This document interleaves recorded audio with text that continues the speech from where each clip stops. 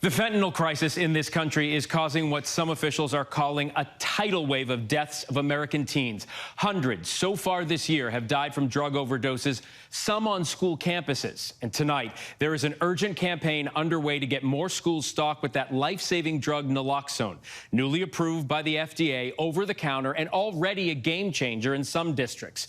Our Devin Dwyer reports from Austin, Texas, for tonight's Prime Focus. So this is our clinic.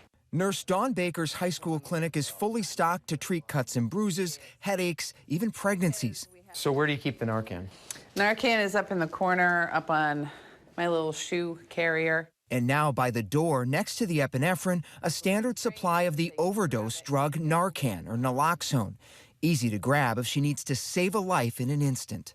I have 5 doses because one of the doses we used for the overdose. Just 2 weeks after the school began stocking Narcan last year, Nurse Baker was called to a classroom where a 16-year-old girl was unresponsive. I walked in there and they were in the process of going from chair to floor with the student. What was the tip-off to you to know that you needed to use Naloxone? The student checked all the boxes of if there's an overdose. And you'd been trained. Does it just automatically kick in for you? It is automatic. You administer it nasally. You look at your clock, you know, you have an idea of how much time you have before you have to administer the second one if you don't get a response, and you get ready to start CPR. Would she have survived if you didn't have Naloxone? Mm-mm. I don't think so.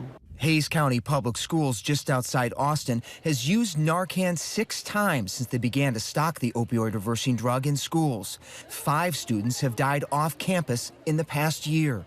The drug-related deaths have so alarmed officials that they've produced videos of grieving parents to show students. He would have been a senior this year.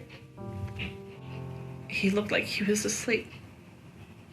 The faces of the dead also appear on a billboard nearby. We are being impacted hard. I think what we're doing differently is we're hitting it head on. Jerry Scrocky oversees security for Hays County's 26 school campuses with 22,000 students. Last year, one high school student overdosed in the parking lot of an elementary school. Surveillance video captured the passenger pulling his non-responsive companion from the car and performing CPR until medics arrived. Scrocky says images like these need to be seen by students and families. Our goal was transparency and really making sure that we were communicating that this is out here, and we wanted them to see those faces. Do you think it's having an impact? I really do believe it is having an impact. According to the CDC, illicit drug use among teens nationwide has been on the decline, but overdose deaths, some of them on school property, have been soaring. We're seeing a significant number of kids getting access to highly lethal drugs that are ultimately leading to an increase in deaths. Between 2010 and 2019, around 500 U.S. teenagers died each year from a drug overdose, according to government data.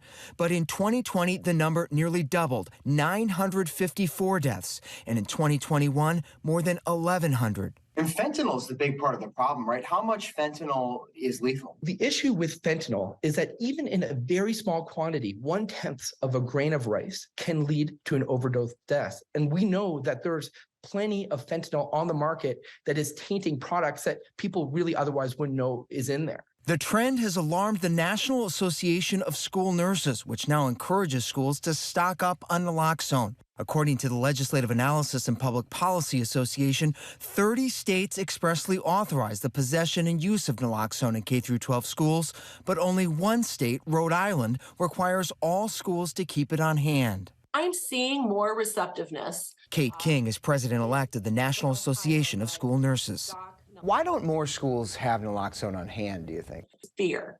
The fears that drug users will camp out on the doorstep so that when they use opioids, school personnel will have to run out and save them with Naloxone. There's a fear of danger after administration. People are going to come up swinging, and you're going to be in danger. So schools already have emergency preparedness plans. We prepare for tornadoes. We prepare for chemical exposures. This health emergency is no different. Narcan, English, Spanish. This substance has been used to create counterfeit medications. A growing number of school districts are trying to fight naloxone stigma head on. In Montgomery County, Maryland, students and parents lined up on a recent Saturday to get free doses. It's very similar if you've ever used a nasal spray. And to learn how to administer the potentially life-saving drug. All right, and now press the red button. Perfect. It's becoming way closer to home. My high school, there is a more use of casual drugs like marijuana and things, and I feel like that could also be potentially dangerous to introduce harder drugs. Parents like Earl Stoddard say the dangers need to be talked about openly.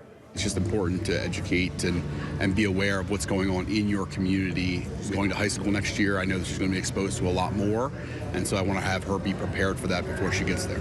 We've had actually personal talks at home about drugs. He's like, if you see someone and they're like, oh, here's an Adderall pill, no, it may not just be Adderall. It's a conversation being had across the country at a PTA meeting in Arlington, Virginia. As a medical professional, I think it's really important that if we're teaching our kids how to put condoms on bananas, that we can teach them how to put Narcan up somebody's nose. To Los Angeles, where after 15-year-old Melanie Ramos was found dead in a school bathroom from an apparent fentanyl overdose, the nation's second-largest school district is putting naloxone in every K-12 school. Does stocking naloxone essentially mean we've lost the battle to keep schools drug-free? No.